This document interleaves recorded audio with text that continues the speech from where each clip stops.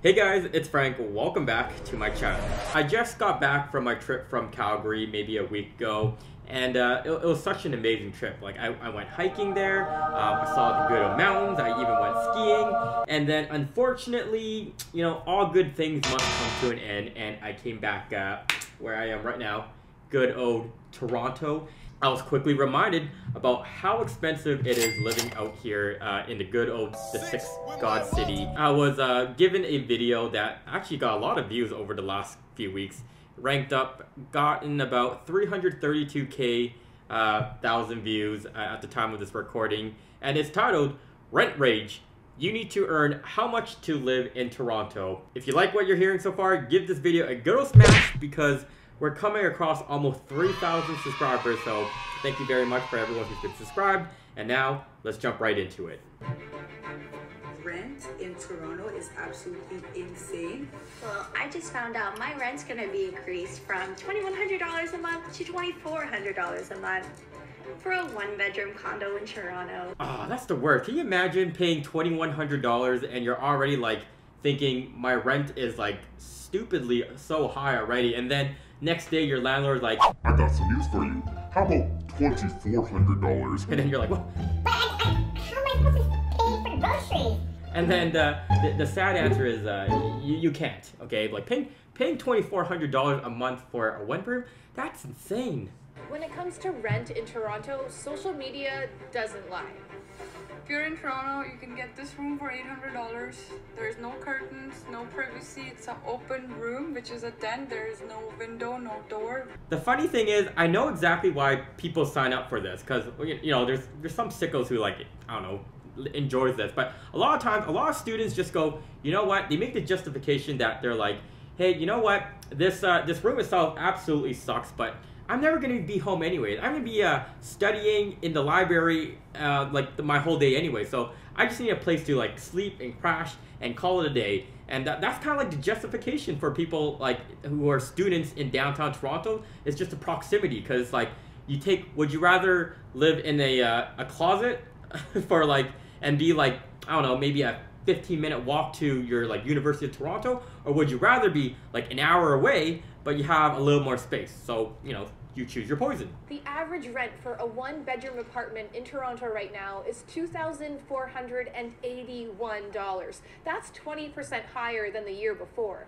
And we're not talking about big places. We're talking about around 500 square feet. So that likely means a small kitchen, small living room, small bedroom, not much space for almost $2,500. So is there a fix for this, and how did it even get so bad? I've heard all the stories of like how to fix this whole housing issue that exists from Toronto. Like people who say stuff about, you know, there's just too many people here. We need to build more homes here. We need to stop like foreign investors. Like I've heard every single one of these things, and like, I don't know. I don't even know what the answer is, but as long as like there's going to be more and more people moving into the city, prices are just going to unfortunately still keep on coming. One factor, those rising interest rates. They mean people aren't buying houses right now. So that means more renters, more competition, more demand. Two, people just aren't getting paid enough. Incomes are not keeping up with the rising cost of living. And three, people who study this say that not enough of the right kind of housing, affordable rental units, is being built. We caught up with Karen Chappell from the University of Toronto, one of North America's leading experts on urban planning. Well, the big surprise right now is that this is hitting the middle class. That for the first time, we're really seeing folks at median income or 120% of median income not being able to enter the rental market. Although I agree with much of the things she have said, but I guess we gotta define what is considered the new middle class. Like, you know, back then you could be like the dumb kid in the high school and you'll still end up with like a house, 2-door garage, 3 kids. Whereas nowadays you can have like a master's degree, an undergraduate degree, it doesn't matter, and you'll still be like poor. Some people argue that the new middle class is just being debt free. Some people still think it's the old definition of it, where you have a house, a 2-door garage, you know, 3 kids, a big backyard.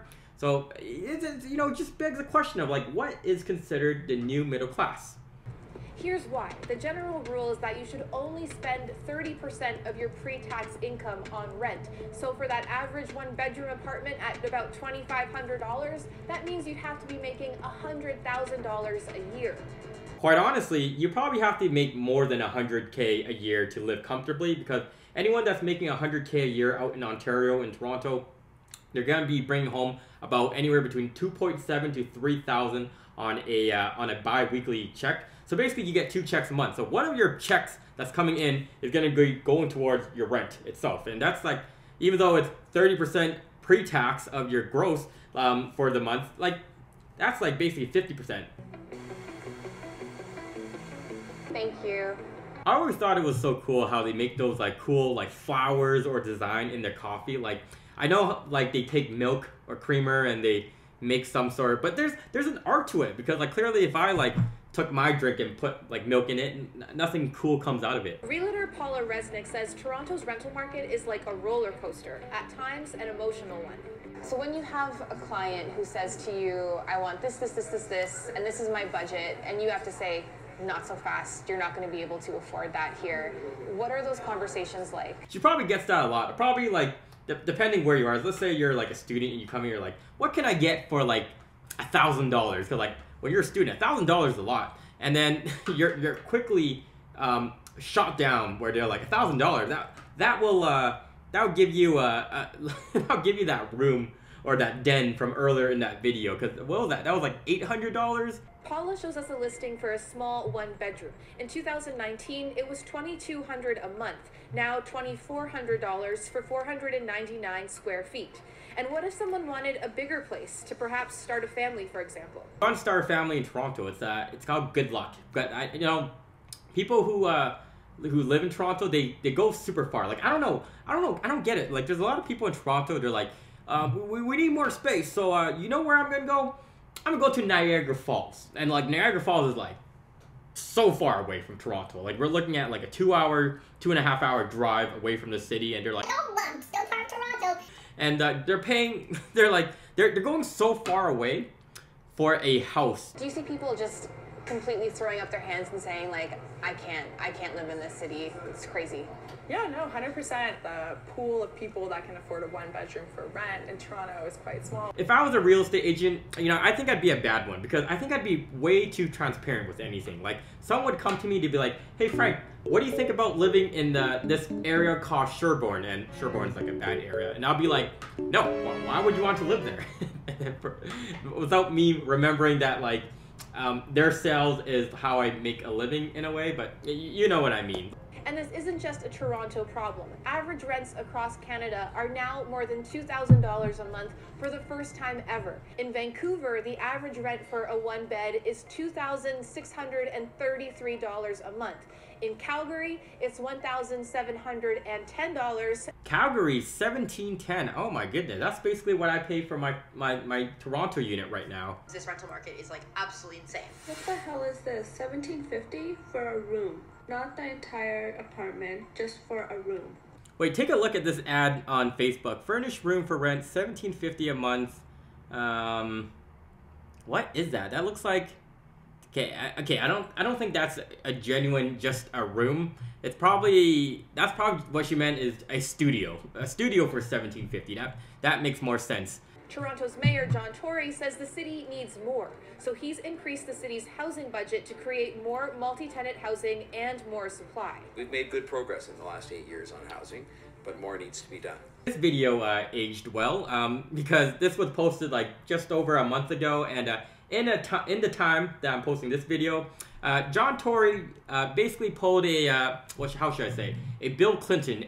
I did not have sexual relations with that woman, Miss Lewinsky.